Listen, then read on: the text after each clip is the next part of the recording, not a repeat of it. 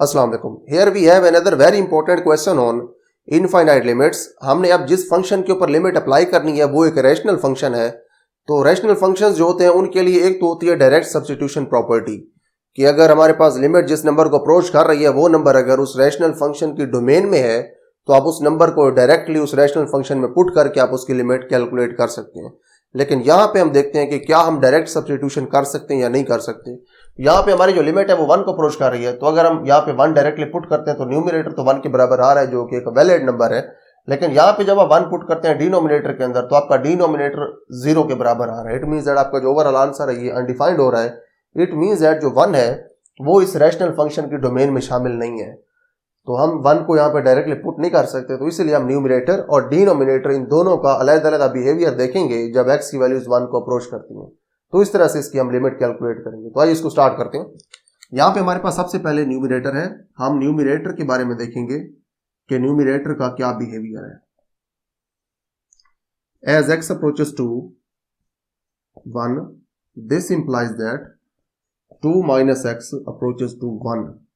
जैसे x की values 1 के क्लोज होंगी तो उसके बाद आप जब 2 में से उन वैल्यूज को माइनस करेंगे तो आपके पास जो ओवरऑल वैल्यूज होंगी वो 1 के क्लोज होंगी।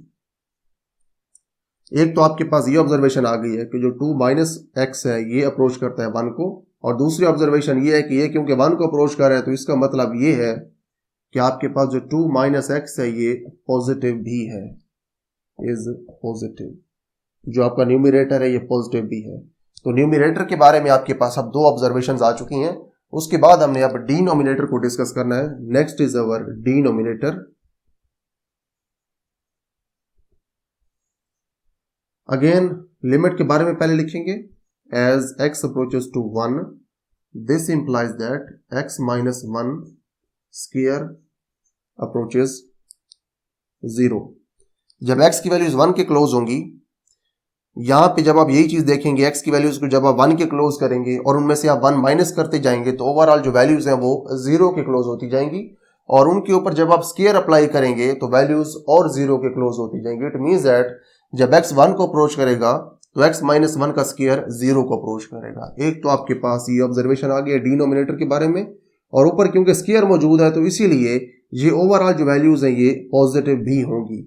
And x minus 1 square is positive, ये पॉजिटिव भी है। तो आपके पास डिनोमिनेटर के बारे में भी 2 ऑब्जर्वेशंस आ चुकी हैं। आपका न्यूमरेटर भी पॉजिटिव है, आपका डिनोमिनेटर भी पॉजिटिव है। तो जो ओवरऑल आपका फंक्शन है ये पॉजिटिव होगा। जब लिमिट आप अप्लाई करेंगे तो फंक्शन की जो लिमिट है वो आपको पॉजिटिव मिलेगी, क्योंकि डिनोमिनेटर भी पॉजिटिव हो रहा है और न्यूमरेटर भी पॉजिटिव हो रहा है जब आपकी x की वैल्यूज 1 को अप्रोच कर रही हैं।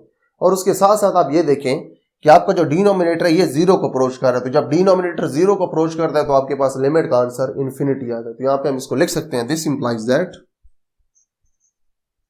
Limit x approaches to 1 2 minus x divided by x minus 1 square is equal to infinity. तो आपके पास इस लिमिट का आंसर इन्फिनिटी आएगा, क्योंकि न्यूमरेटर 1 को अप्रोच कर रहा था, डिनोमिनेटर अप्रोच कर रहे 0 को, तो आंसर आ गया इन्फिनिटी। लेकिन न्यूमरेटर और डिनोमिनेटर दोनों पॉजिटिव भी हैं इसके साथ साथ, तो इसीलिए आंसर आपका पॉजिटिव इन्फिनिटी आया है, नेगेटिव इन्फिनिटी नहीं आया। तो यहां पे हमारे पास ये क्वेश्चन कंप्लीट हो गया है। इस क्वेश्चन के लिए इतना ही। See you in the next video with some other very important question on infinite limits.